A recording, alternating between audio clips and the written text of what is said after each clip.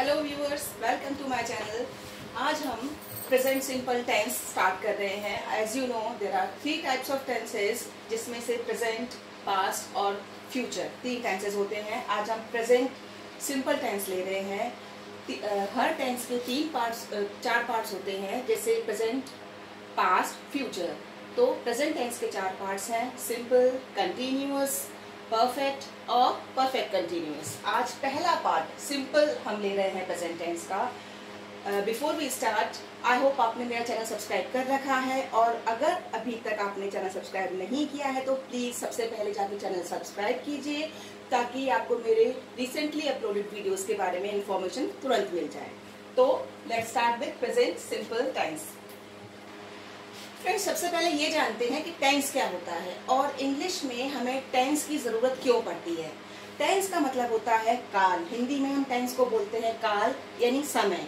जैसे हम हिंदी में जो भी सेंटेंस बोलते हैं उसके लिए हमें ये ध्यान देना होता है कि वो वर्तमान काल में चल रहा है, भविष्य में चल रहा है या भूतकाल में चल रहा है। इसी तरह से यही 3 जो काल है वो इंग्लिश में भी प्रेजेंट, पास्ट, फ्यूचर के नाम से जाने जाते हैं। और जैसे हिंदी में बोलते समय हम कुछ व्याकरण का ध्यान रखते हैं, ऐसे ही इंग्लिश में हम टेंस के अंदर ये पढ़ते हैं कि हमें कोई भी सेंटेंस की फॉर्मेशन किस तरह से करनी है, उसके ग्रामेटिक रूल्स क्या हैं।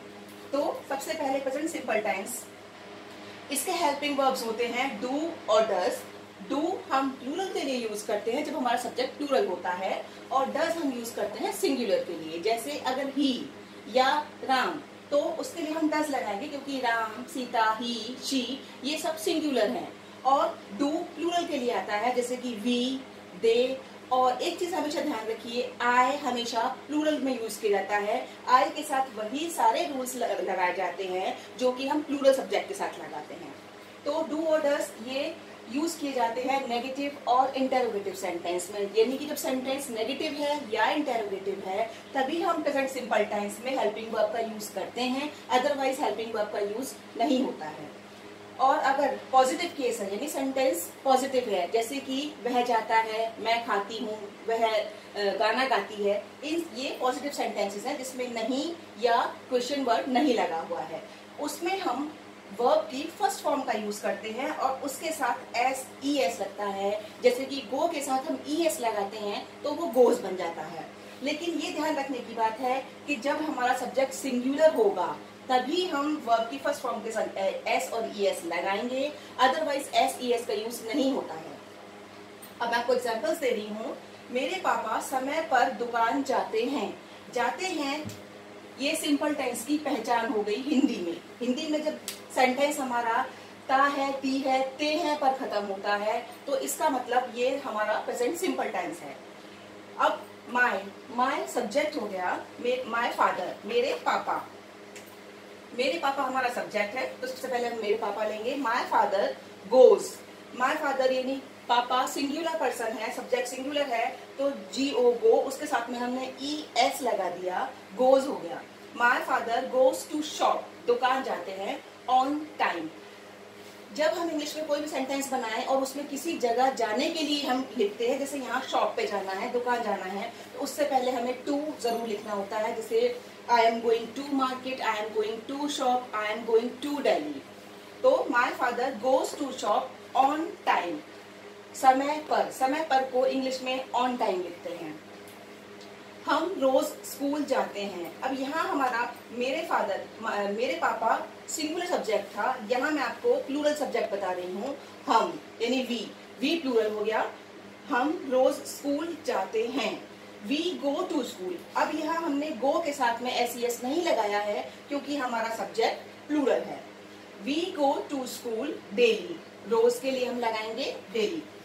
फ्रेंड्स, एक चीज ध्यान रखिए, हम इंग्लिश एक लैंग्वेज है और उस लैंग्वेज को, किसी भी लैंग्वेज को बोलने के लिए सबसे ज्यादा जरूरी चीज होती है कि हम उसके छोटे छोटे शब्द अपने डेली यूज की लैंग्वेज में, अपनी रोज की जो भाषा है उसमें हम बीच बीच में यूज करें। कुछ फ्रेंड्स मुझसे पूछते हैं कि हम किस तरह से इंग्लिश सीखना शुरू करें या इंग्लिश को हम कैसे अपनी भाषा में इंक्लूड कर सकते हैं। उसके लिए सबसे पहला रूल यही है कि आप ये सोच लीजिए कि मुझे जो भी सेंटेंस बोलना है एटलीस्ट उसमें एक वर्ड इंग्लिश का जरूर लगाना है। जैसे कि फॉर एग्जाम्पल आप टाइम के साथ शुरू कर सकते हैं कि मॉर्निंग, इवनिंग, नाइट। तो आप ये पूरा सेंटेंस बोलिए कि जैसे मैं मॉर्निंग में स्कूल जाता हूँ, मैं इवनिंग में टहलने जाता हूँ, या मैं इवनिंग में वॉक के लिए जाता हूँ। तो कोई भी सेंटेंस आप हिंदी में बोलते समय भी इंग्लिश का एक आध वर्ड यूज करने की कोशिश जरूर करें। For example breakfast, lunch, dinner, ये आप बजाय ये बोलने की कि मैंने नाश्ता कर लिया है, आप ये कह सकते हैं मैंने ब्रेकफास्ट कर लिया है। आप ये बोल सकते हैं मैंने लंच कर लिया है, या किसी से बात कर रहे हैं तो आप उससे पूछ सकते हैं कि क्या आपने डिनर कर लिया।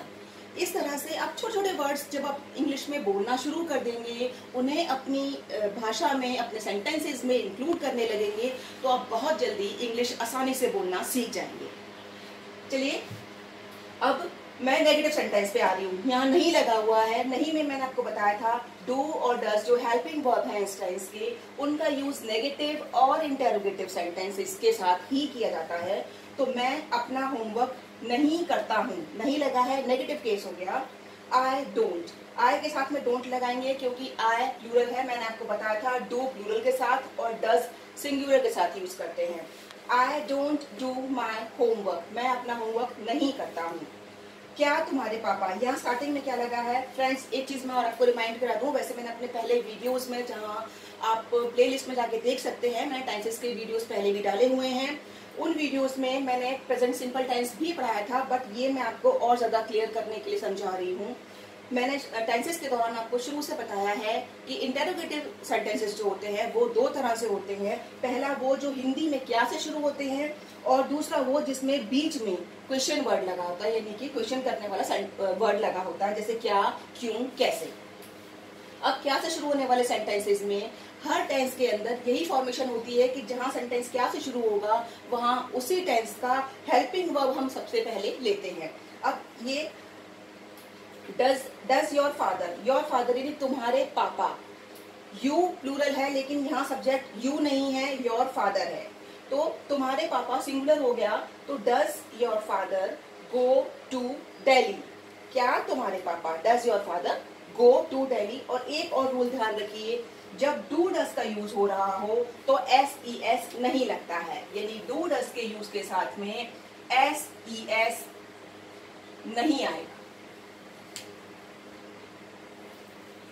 क्या तुम्हारे पापा दिल्ली जाते हैं, does your father go to Delhi.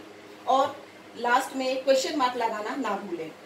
तुम शोर क्यों मचाती हो, यहाँ हमारा क्वेश्चन वर्ड बीच में आ गया है, तो why do you, question word बीच में, उसके बाद फॉर्मेशन वही रहेगी, क्वेश्चन वर्ड, उसके बाद हेल्पिंग वर्ब, फिर subject. Y do you make noise, तुम शोर क्यों मचाते हो। तो फ्रेंड्स होपफुली आपको प्रेजेंट सिंपल टेंस समझ में आ गया होगा। अगर आपको कहीं कोई डाउट है, कोई क्वेरी है, तो प्लीज कमेंट सेक्शन में जाके मुझे बताइए, I will be there to help you.